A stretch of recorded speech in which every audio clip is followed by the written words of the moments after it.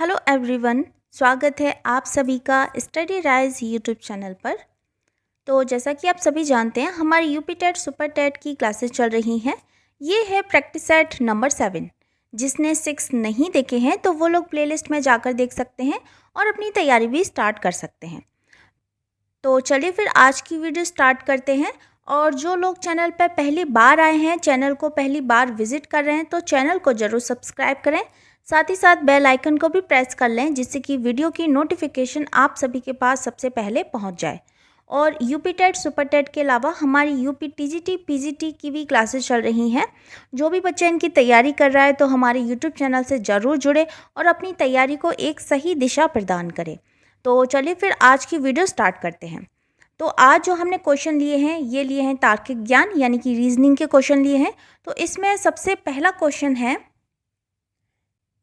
राहुल ने सुमित को बताया, कल मैंने अपनी दादी की पुत्री के एकमात्र भाई को पराजित किया। राहुल ने किसे पराजित किया? पुत्र को किया, पिता को किया, भाई को किया या फिर ससुर को किया? तो सबसे पहले देखते हैं। तो इसमें क्या बोल रहा है? राहुल ने सुमित को बताया। ठीक है, तो यहाँ पे ये मान लीजिए ये है राहुल। ठीक है, ये क्या है? ये राहुल। तो वो बोल रहा है, राहुल बोल रहा है कि कल मैंने अपनी दादी की पुत्री, तो राहुल की कौन? दादी, दादी की पुत्री, दादी की पुत्री। ठीक है, तो ये मान लीजिए ये हो गई पुत्री। तो दादी की पुत्री के एकमात्र भाई, तो इसका भी भाई, ठीक है, पुत्री का भाई, यानी कि ये दोनों भाई बहन हो गए। पुत्री का भाई को पराजित किया। ठीक, तो राहुल ये रहा, उसकी दादी ये रही, और दादी की पुत्री यानी कि राहुल की ये कौन लगी? बुआ, बुआ लगी है ना। देखो ये हो गए, ये पुत्री के भाई हो गए। ठीक है, तो अब ये बोल रहा है कि राहुल ने किसे पराजित किया? तो राहुल ये रहा और भाई ये रहा। ठीक है, तो राहुल ने किसे पराजित किया? तो ये है इसके पिता। कौन है? इसके पिता हैं। ठीक है, तो इसमें जो राइट आंसर है ये है ऑप्शन नंबर बी, इसमें राइट आंसर हो जाएगा। अच्छा, नेक्स्ट है क्वेश्चन नंबर 2।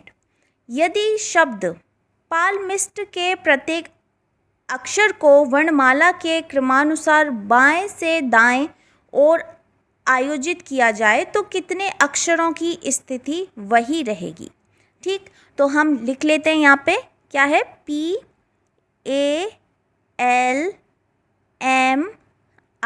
PALMIS और T, ये उसने दिया है।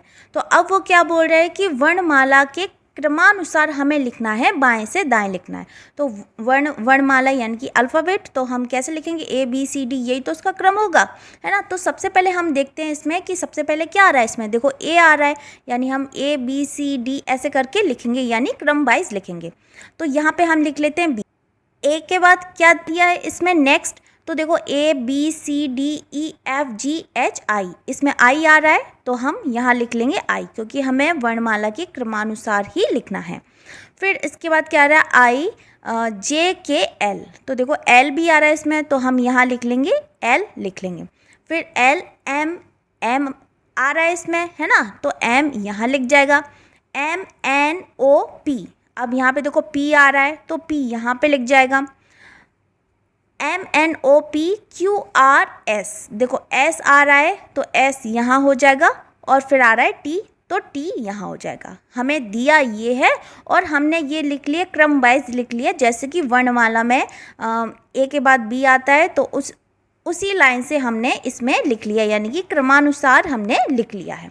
तो अब वो क्वेश्चन क्या बोल रहा है कि वर्णमाला के क्रमानुसार बाएं से दाएं ओर आयोजित किया जाए तो कितने अक्षरों की स्थिति वही रहेगी? तो कितने अक्षरों की स्थिति वही रहेगी? तो देखो यहाँ पे आ रहा है LL आ रहा है, यहाँ पे MM आ रहा है, और यहाँ पे SS आ रहा है, और यहाँ पे TT आ रहा है। ठीक है, तो ये इन दोनों की स्थिति सेम है। तो कितने हैं? 1 2 3 4, कितने हो गए? यानी कि 3 से अधिक हो गए, यानी कि 4 हो गए। तो इसमें जो राइट आंसर है ये क्या हो जाएगा? ऑप्शन नंबर डी इसमें राइट आंसर होगा। अच्छा, नेक्स्ट है क्वेश्चन नंबर 3। यदि P का अर्थ गुणा है, A का अर्थ जोड़ है, W का अर्थ भाग है तथा Y का अर्थ घटाव है, तो निम्नलिखित व्यंजक का मान होगा। ये यहाँ पे जो वर्ड दिए हैं इन सभी की जगह हमें क्या लिखना है, ये जो सिंबल दिए हैं वह हमें लिखना है, ठीक है। तो जैसे यहाँ पे 13p, तो p की जगह क्या आ जाएगा, यहाँ आ जाएगा इंटू 3a। a का क्या अर्थ दिया है, तो यहाँ दिया है प्लस का। तो ऐसे करके ये सभी हमें लिख लेने हैं। तो चलो लिखते हैं 13 इंटू 3 प्लस फिर 11 माइनस 26 इंटू 6 डिवाइडेड फिर 13 और प्लस 19, ठीक है। ये अब इक्वेशन बन गई, तो इसको आप सॉल्व कर लेंगे, है ना। तो जब इसको सॉल्व करेंगे तो इसका जो देखो आंसर जो निकलेगा वह क्या निकलेगा, ये निकल आएगा ऑप्शन नंबर सी, 57 इसका राइट आंसर होगा। ये आप करेंगे तो ये आसानी से हो जाएगा। तो इसमें जो आंसर है वह क्या हो जाएगा, ऑप्शन नंबर सी इसमें राइट आंसर होगा। नेक्स्ट है, निम्नलिखित प्रश्न में प्रश्नवाचक चिन्ह के स्थान पर क्या आएगा। तो अब हमें बताना है ये जो प्रश्नवाचक चिन्ह है इसके स्थान पर क्या आएगा। तो देखो इसमें कैसे क्रम दिया है, कैसे इसको सॉल्व करना है। तो देखो अगर हम यहाँ पे 2 का क्या कर देते हैं, क्यूब कर देते हैं। 2 का हमने क्यूब कर दिया, प्लस 1 का क्यूब कर दिया और प्लस 3 का क्यूब कर दिया, ठीक है। 2 का क्यूब किया, 1 का क्यूब किया और 3 का क्यूब किया, तो आंसर क्या निकला, 36 निकल रहा है। इसी तरह से 0 का क्यूब तो कुछ होता नहीं है, 0 ही आएगा। 4 का क्यूब कर देंगे और 3 का क्यूब कर देंगे, तो इसमें क्या निकलेगा, इन सभी का ये 91 आ जाएगा। इसी तरह से हमें इसमें करना है, तो इसमें क्या करेंगे, हम 4 का क्यूब करेंगे, यानी कि 4 इंटू 4 इंटू 4, ठीक है। फिर हम क्या करेंगे, 2 का क्यूब करेंगे, तो 2 इंटू 2 इंटू 2 और प्लस फिर हम क्या करेंगे, 1 का क्यूब करेंगे। तो इसमें देखो जो आंसर जो निकलेगा, जो राइट आंसर निकलेगा वह क्या निकलेगा, तो ये निकल आएगा ऑप्शन नंबर डी, 73 इसमें राइट आंसर होगा, ठीक है। ये आप करके देखना, ईजिली सॉल्व हो जाएगा। बस इसमें करना क्या है, जैसे हमने ये जो फर्स्ट वाला है इसमें क्या करना है, 2 का क्यूब करना है। तो देखो 2 इंटू 2 इंटू 2 प्लस फिर क्या करना है, 1 का क्यूब करना है। तो 1 इंटू 1 इंटू 1 फिर प्लस क्या करना है, 3 का क्यूब करना है। तो 3 इंटू 3 इंटू 3, इस तरह से हम करेंगे तो हमारा क्या निकलेगा, 36 आंसर आ जाएगा। उसी तरह से इसका भी आंसर आ जाएगा। तो इसमें जो राइट आंसर है ये ऑप्शन नंबर डी। नेक्स्ट है क्वेश्चन, निम्नलिखित श्रृंखला में प्रश्न चिन्ह के स्थान पर क्या आएगा। तो इसमें हमें देखना है प्रश्न चिन्ह के स्थान पर क्या आएगा। तो सबसे पहले दिया है 9 से 19 कैसे हुआ, 9 से 19 कैसे हुआ, तो इसमें हमने क्या जोड़ा, प्लस 10 किए तब ये क्या बना, 19 बना। 19 से 30 कैसे हुआ, तो अगर हम इसमें प्लस 11 जोड़ देंगे तो ये कितना हो जाएगा, 30 हो जाएगा। इसी तरह से ये 30 से 40 कैसे बना, तो इसमें अगर हम प्लस 12 कर देंगे तो ये 42 हो जाएगा। 42 से 55 कैसे बना, तो प्लस 13 कर देंगे तो कितना हो जाएगा, 55 हो जाएगा। इसी तरह से प्लस 14 करेंगे तो 69 हो जाएगा। तो इसी तरह से अगर हम 69 में 15 प्लस कर देते हैं तो कितना आंसर आ जाएगा, तो देखो ये आ जाएगा 84 आ जाएगा, ठीक है। कितना आ जाएगा, 84 इसमें राइट आंसर हो जाएगा। तो देखो इसमें जो सही है ये है ऑप्शन नंबर सी, 84 इसमें राइट आंसर होगा। अच्छा नेक्स्ट है, अब आ जाते हैं सूचना तकनीकी के प्रश्न, यानी कि कंप्यूटर के प्रश्न हैं। तो देखो पहला जो दिया है, प्रथम मैकेनिकल कैलकुलेटर के निर्माता कौन थे, Charles Babbage, Blaise Pascal, Michael Faraday या फिर जॉन मार्शले। तो प्रथम मैकेनिकल कैलकुलेटर के निर्माता की बात कर रहा है, तो ये कौन थे, ये थे ब्लेज पास्कल। कौन थे, ब्लेज पास्कल, यानी कि बी ऑप्शन इसमें राइट आंसर होगा। नेक्स्ट क्वेश्चन, क्वेश्चन नंबर 7, विश्व का सबसे पहला सुपर कंप्यूटर कब बना, 1976 में, 1982 में, 1946 में या फिर 1990 में।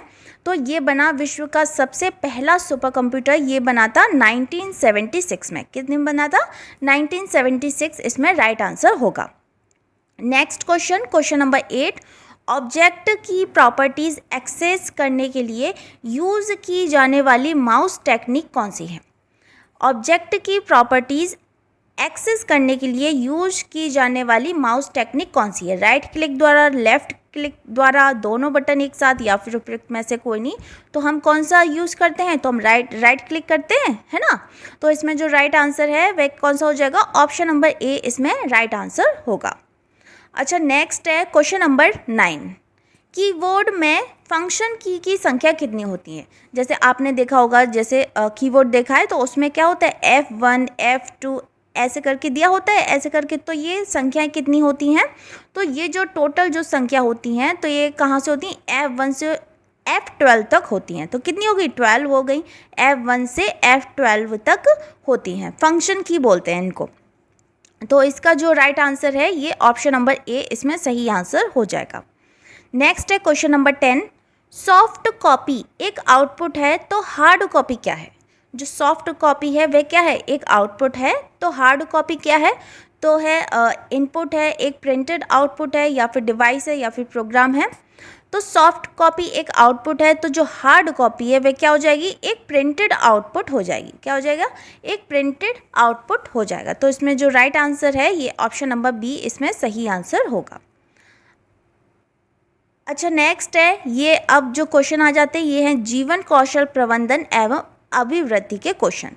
तो देखो इसमें पहला क्वेश्चन दिया है, व्यावसायिक संगठनों में अपनी संस्था में किन तत्वों को रखा है? ईमानदारी, पारदर्शिता, जवाबदेहिता, या फिर कोई नहीं। तो जो व्यावसायिक संगठन है उसने अपनी संस्था में ईमानदारी, पारदर्शिता, जवाबदेहिता तीनों तत्वों की सम्मिलित किया है। तो उसमें क्या हो जाएगा? ये हो जाएगा आंसर कोई नहीं, क्योंकि हम एक पे टिक नहीं लगा सकते, क्योंकि इसमें देखो जो व्यावसायिक संगठनों ने अपनी संस्था में ईमानदारी भी, पारदर्शिता और जवाबदेहिता तीनों तत्वों को सम्मिलित किया है। ठीक है, तो इसमें जो राइट आंसर है वह है ऑप्शन नंबर डी। या तो इसकी जगह ये होता है ये सभी, तो फिर ऑप्शन नंबर डी हो जाता। ठीक है। अच्छा, नेक्स्ट है क्वेश्चन नंबर 2। एक आंतरिक बल जो प्रोत्साहित करता है और व्यवहार परक प्रतिक्रिया के लिए बाध्य करता है एवं उस प्रतिक्रिया को विशिष्ट दिशा उपलब्ध कराता है। तो ये है आद्य व्यवसाय, संवेग, वचनबद्धता, या फिर अभिप्रेरणा। तो क्या हो जाएगा सेकंड का आंसर? तो ये हो जाएगा ऑप्शन नंबर डी, अभिप्रेरणा। क्या हो जाएगा? अभिप्रेरित एवं आंतरिक बल है जो कि व्यक्ति को लक्ष्य प्राप्त के लिए एक विशिष्ट दिशा प्रदान करता है व उन्हें प्राप्त करने में सहायता भी करता है। तो इसका जो राइट आंसर है ये है option number D. Next question की ओर बढ़ते हैं। एक शिक्षक को व्याख्यान पर अधिक ध्यान देना चाहिए और ज्ञान के लिए आधार उपलब्ध कराना चाहिए। शिक्षार्थियों द्वारा की गई त्रुटियों को एक भयंकर भूल के रूप में लेना चाहिए और प्रत्येक त्रुटि के लिए गंभीर टिप्पणी देनी चाहिए। शिक्षार्थी कितनी बार गलती करने से बचता है, इसे सफलता के माप के रूप में लेनी चाहिए। या फिर ऑप्शन नंबर डी है, जब शिक्षार्थी विचारों को संप्रेषित करने की कोशिश कर रहे हों तो उन्हें ठीक नहीं करना चाहिए। तो हमें क्वेश्चन क्या बोल रहा है, एक शिक्षक को क्या करना चाहिए? तो देखो क्या करना चाहिए, तो एक शिक्षक को क्या करना चाहिए कि जब शिक्षार्थी विचारों को संप्रेषित करने की कोशिश कर रहे हैं तो उन्हें ठीक नहीं करना चाहिए। तो यदि कोई शिक्षार्थी अपने विचारों को संप्रेषित करने मतलब कि उन्हें व्यक्त करने की कोशिश कर रहा हो तो उस शिक्षार्थी को विचारों को व्यक्त करते समय बीच बीच में क्या संशोधन के लिए नहीं टोकना या फिर बोलना चाहिए। तो इसमें जो राइट आंसर है वह क्या है? ऑप्शन नंबर डी इसमें राइट आंसर होगा। नेक्स्ट है क्वेश्चन नंबर 4। अपेक्षित शिक्षा के पुनर्निर्माण में सबसे महत्वपूर्ण तत्व है। शिक्षक है, प्रधानाध्यापक है, छात्र हैं, या फिर ये सभी। तो ये 4 का जो राइट आंसर है वह क्या है? ये है ऑप्शन नंबर ए, शिक्षक। अपेक्षित शिक्षा के पुनर्निर्माण में जो सबसे महत्वपूर्ण तत्व है वह किसका होता है? शिक्षक का होता है। इसमें जो राइट आंसर है वह ऑप्शन नंबर ए। नेक्स्ट है क्वेश्चन नंबर 5। पुरस्कार के लाभ हैं, शक्तियों द्वारा विश्वास उत्पन्न होता है, आनंद और प्रेरणा प्राप्त, नियमित एवं कार्य व्यापरण होकर कार्य, या फिर उपयुक्त सभी। ऑप्शन नंबर डी, उपयुक्त सभी। तो पुरस्कार के लाभ क्या हैं? तो देखो शक्तियों द्वारा विश्वास उत्पन्न होता है, आनंद और प्रेरणा प्राप्त होती है, नियमित एवं कर्तव्य परायण होकर कार्य करने की प्रेरणा मिलती है। ये सभी पुरस्कार पाने पर प्राप्त होते हैं। तो इसमें जो राइट आंसर है वह क्या हो जाएगा? ऑप्शन नंबर डी इसमें राइट आंसर होगा। नेक्स्ट है क्वेश्चन नंबर 6। डैश को एक अभिप्रेरित शिक्षण का संकेतक माना जाता है। विद्यार्थियों द्वारा प्रश्न पूछने, कक्षा में एकदम खामोशी, कक्षा में अधिकतम उपस्थित या फिर शिक्षक द्वारा दिया गया उपचारात्मक कार्य। तो देखो क्वेश्चन नंबर जो 6 का जो राइट आंसर है वह क्या है? ऑप्शन नंबर ए, विद्यार्थियों द्वारा प्रश्न पूछने, है ना। तो विद्यार्थियों द्वारा प्रश्न पूछना एक अभिप्रेरित शिक्षण का संकेतक माना जाता है, क्योंकि अभिप्रेरक किसी भी व्यक्ति को व्यवहार करने के लिए एवं शक्ति प्रदान करते हैं। छात्र अपने अधिगम संबंधी लक्ष्यों को तभी प्राप्त कर सकता है यदि वह अभिप्रेरित है। अध्यापक छात्रों के पूर्व अनुभवों तथा विशेषकर रुचियों को प्रयोग में लेकर अधिगम के लिए अभिप्रेरित कर सकता है। तो 6 का राइट आंसर क्या है? ऑप्शन नंबर ए इसमें राइट आंसर होगा। क्वेश्चन नंबर 7 है, भारत के नागरिकों के मूल कर्तव्यों का विवरण संविधान के किस भाग में दिया गया है? भाग 1 में, भाग 2 में, भाग 4 का में या फिर भाग 4 में? तो किस में दिया गया है? तो इसमें मूल कर्तव्यों की बात हो रही है। तो मूल कर्तव्य ये किस में दिए गए हैं? ये दिए गए हैं भाग 4 का में दिए गए हैं। तो भारत के नागरिकों के मूल कर्तव्यों का विवरण संविधान के भाग 4 का में अनुच्छेद 51 का के तहत दिया गया है। इसे 42वें संविधान संशोधन 1976 द्वारा संविधान में जोड़ा गया था। तो इसमें जो राइट आंसर है वह क्या हो जाएगा? Option number C. नेक्स्ट है क्वेश्चन नंबर 8, निर्देशन का अर्थ है क्षमता का विकास, व्यक्तित्व का विकास, संबंधों का प्रक्रम या फिर विकास में सहायक प्रक्रम। तो निर्देशन का अर्थ क्या होता है? निर्देशन का जो अर्थ होता है वह क्या होता है? विकास में सहायक प्रक्रम। तो इसमें जो राइट आंसर है यह है ऑप्शन नंबर डी। नेक्स्ट है क्वेश्चन, आपकी कक्षा में एक छात्र देर से आता है, आप उसके अभिभावक को सूचित करेंगे, उसे दंड देंगे, कारण जानने की चेष्टा करेंगे या फिर उस पर कोई ध्यान नहीं देंगे? तो बताइए, अगर आपकी कक्षा में एक छात्र है वह देर से आ रहा है तो आप क्या करेंगे?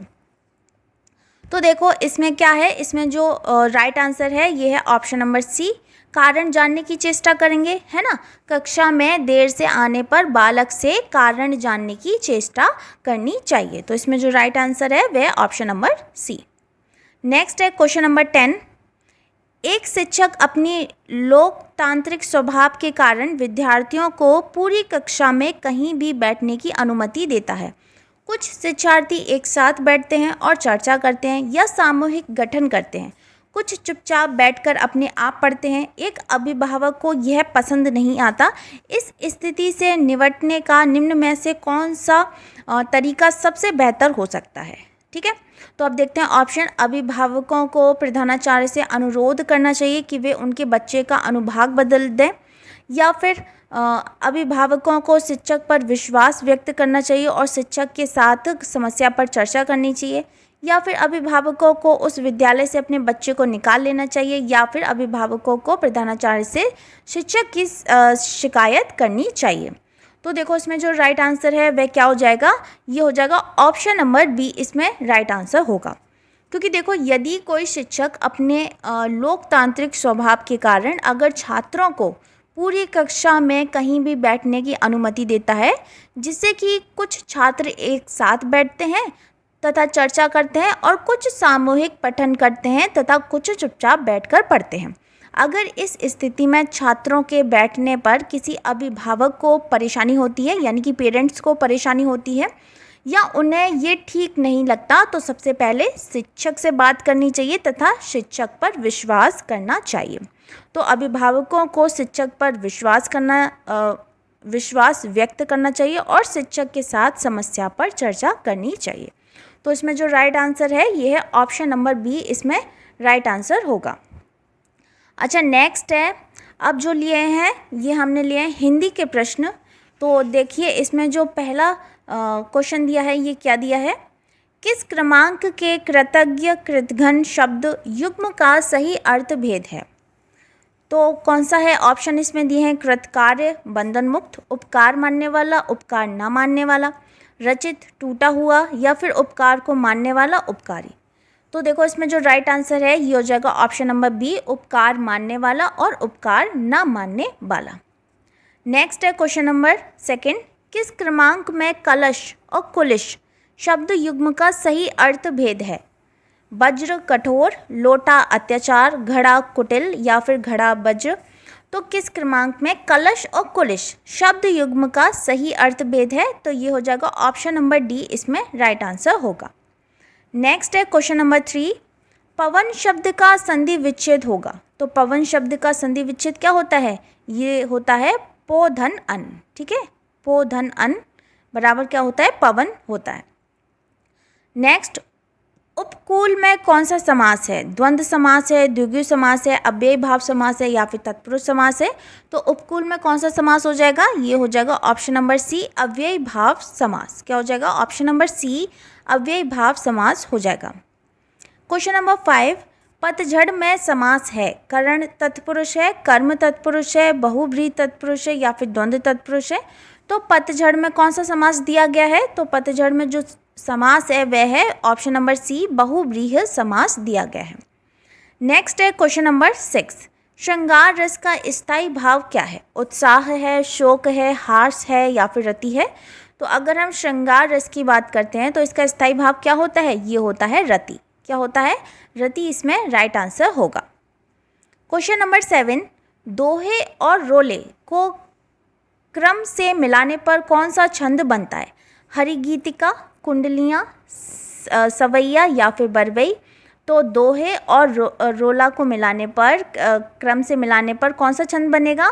तो ये बनेगा ऑप्शन नंबर बी, कुंडलियाँ शब्द बनेगा। ठीक है, कुंडलियाँ छंद बनेगा। तो इसमें जो राइट आंसर है ये है ऑप्शन नंबर बी, इसमें राइट आंसर होगा। नेक्स्ट है क्वेश्चन नंबर 8, अवधि शिला का उर पर था गुरु भार, तिल तिल काट रही थी द्रग जल धार। प्रस्तुत पंक्तियों में कौन सा छंद है? दोहा है, सोरठा है, रोला है या फिर बरवई है? तो बताइए कौन सा छंद दिया गया है? क्वेश्चन नंबर 8 का राइट आंसर क्या होगा? तो ये हो जाएगा ऑप्शन नंबर डी, बरवई, इसमें राइट आंसर होगा। नेक्स्ट है क्वेश्चन नंबर 9, अवर शब्द का विलोम होगा दूसरा, अपर या प्रवर या फिर अधम? तो अवर शब्द का विलोम क्या है? ये हो जाएगा ऑप्शन नंबर सी, प्रवर शब्द हो जाएगा। नेक्स्ट क्वेश्चन, हवा का पर्यायवाची नहीं है। तो वायु, बयार, समीर या फिर ध्वज? तो देखो हवा का पर्यायवाची नहीं पूछ रहा है हमसे, तो कौन कौन से हैं? देखो वायु भी है, बयार भी है, समीर भी है, और इसके अलावा कौन कौन से होते हैं हवा के पर्यायवाची? तो एक होता है अनिल होता है ना, और पवन होता है। तो ये सभी क्या हैं? ये हवा के पर्यायवाची शब्द हैं। तो इसमें से कौन सा नहीं है? तो ये हो जाएगा ऑप्शन नंबर डी, ध्वज, इसमें राइट आंसर होगा, क्योंकि हमसे नहीं वाला पूछा था। ठीक है, तो फ्रेंड्स ये थी आज की वीडियो। अगर वीडियो आपको पसंद आती है तो वीडियो को ज़्यादा से ज़्यादा लाइक करें, कमेंट करें, शेयर करें, और जो भी बच्चे चैनल पर पहली बार आए हैं तो चैनल को ज़रूर सब्सक्राइब करें। मिलते हैं फिर बहुत जल्द नेक्स्ट वीडियो में, तब तक के लिए थैंक यू सो मच।